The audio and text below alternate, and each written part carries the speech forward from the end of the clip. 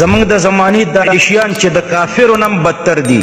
کافرانو ماشومان نه دي حلال کړي او داعشیانو حلال کړه. کافرانو، روسانو، چنګیزیانو او انګریزانو د افغانانو ښځو ته وینځې نه دي ویلي او داعشیانو ورته ویلي دي. دا فتنه د لامذهبیت نه راووته، د وهابیت او د وکټوري اهل حدیثو فتنه ده.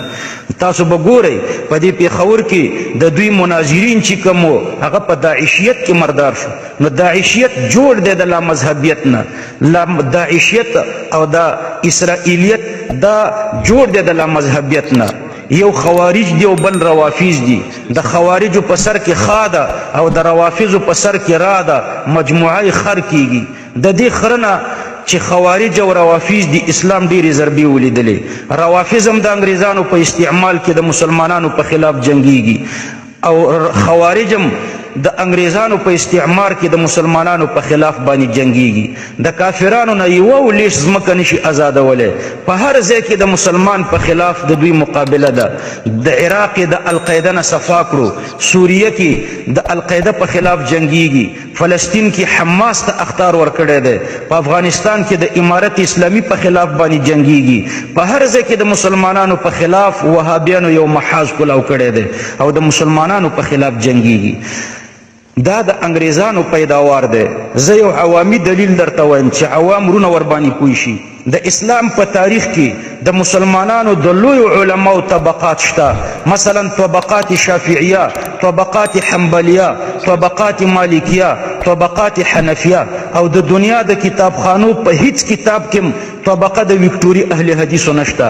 کچیرې د اسلام په تاریخ کې صرف یو وابیم عالم تیر شوی وی نو په دې طبقاتو کې به ضرور نوم راغلی و په نوم د طبقې د غیر مقلدینو. نو چې کله یو هم نه دی تیر شوی او په دې طبقاتو کې یو غیر مقلد هم نشته نو معلومه شوه چې د غیر مقلدینو شروع د انګریزانو د وخت نه شوې ده. د رسول الله صلی الله علیه وسلم د وخت نه صحابه کرام یو ډله د مجتهدینو وه بله د مقلدینو وه، تابعین یو ډله د مجتهدینو وه بله د مقلدینو وه. په هندوستان باندې تر د انګریزانو د دورې پورې دا دوه ډلې چلېدې، یو ډله د مجتهدینو او بله د مقلدینو. کله چې هندوستان ته انګریزان راغله نو یو درېیمه ډله هم پیدا کړه چې نه مجتهدین دي او نه مقلدین دي، بلکې مجتهدینو تم بد رد وی او مقلدینو تم بد رد وی. یعنی نه پوهان دي او نه د پوهانو پسې روان دي.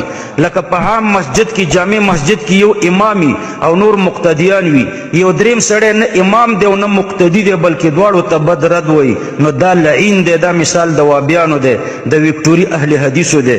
نو ګوره دا وکټوریان، دا وهابیت دا یو پل دی. په دې پل باندې ډېر خلک کفر ته واوړېده. لکه د نن زمانې داعشیان د کافرانو نه بدتر دي او دا ټول وابیان دي. دا ټول اهل حدیث وکټوري اهل حدیث دي. دوی د دې وهابیت نه دا د کفر نه بدترین صف ته واوړېده. کافران هم دومره ظلمونه په مسلمانانو نه کوي لکه داعشیان او وهابیان چې کوي.